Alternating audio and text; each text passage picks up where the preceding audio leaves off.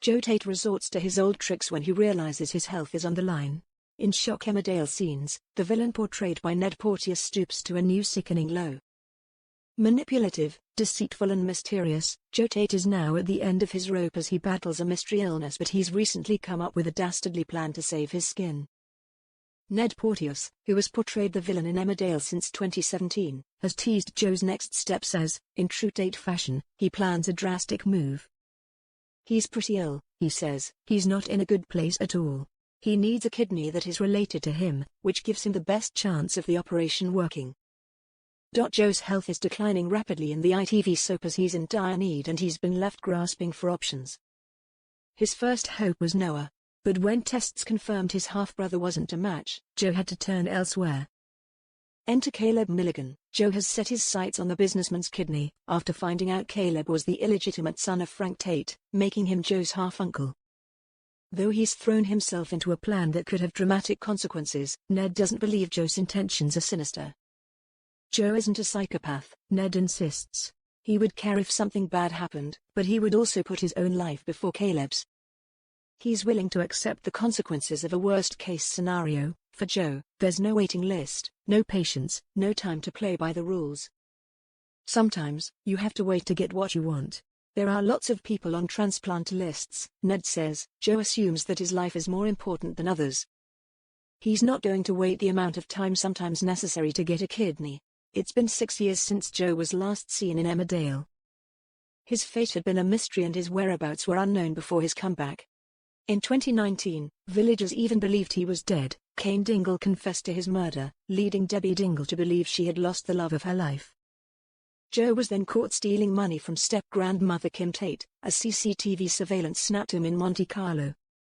So it's no surprise that he received an icy reception. Off-screen, however, Ned's comeback couldn't have gone more smoothly.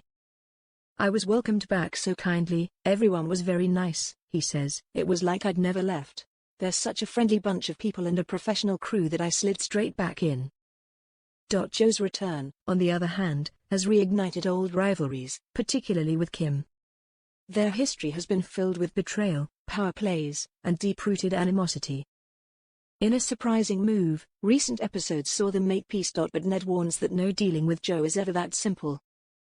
There's clearly some bad blood, even if he says he's forgiven her, he says. It's wise to assume that there is somewhat of a grudge still being held there. For Joe, Kim is more than just an enemy, she's a blueprint. The overriding feeling is that of respect, he says. Joe sees Kim as the powerful businesswoman. It's a keep your friends close and your enemies even closer type of situation. If tensions with Kim weren't enough, Joe has also entangled himself in a messy, illicit romance with her stepdaughter, Dawn Fletcher. But is it love or just another one of his power plays? It's always to know if Joe's feelings are genuine, Ned says. He's playing numerous games with other villagers. When he says he loves someone, he might be honest, but we'll never know if he's even capable of properly loving someone. Still, whether his feelings for Dawn are real or not, she might just be the reason he stays in the Dales. If he's ever healthy again, everything going on with Dawn, whether it's legitimate or not, will be something to keep him around. For a man who has spent his life chasing power, family has always been Joe's Achilles heel. He's desperate to reconnect with his half-brother Noah Dingle, Jack Downham, one of the few people he might genuinely care about. Family is important to him, Ned says. I like to believe his feelings for Noah are genuine, but it's tricky to prove that when he's also capable of doing such mean things. Joe's actions aren't going unnoticed, and as tensions rise, the village is on the brink of an all-out war.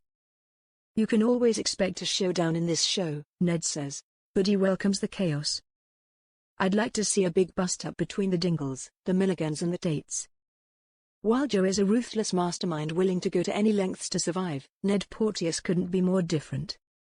Other than an appreciation for fine whiskies and fancy food, we don't have anything in common, he says.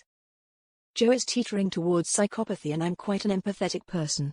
So we are definitely not the same. Emmerdale fans have been obsessing over Joe's return, with social media buzzing with theories about his motives and past 6 years.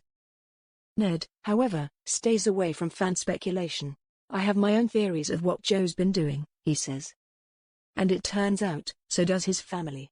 My favorite one is actually from my brother, Ned says. He likes to think that Joe was in some kind of cartel prison in South America for years and that he's got multiple businesses on the go. With a failing body, a stolen kidney in his sights and enemies closing in from all sides, Joe Tate's future in Emmerdale has never been more uncertain. Whatever happens, there's only one guarantee: he won't go down quietly.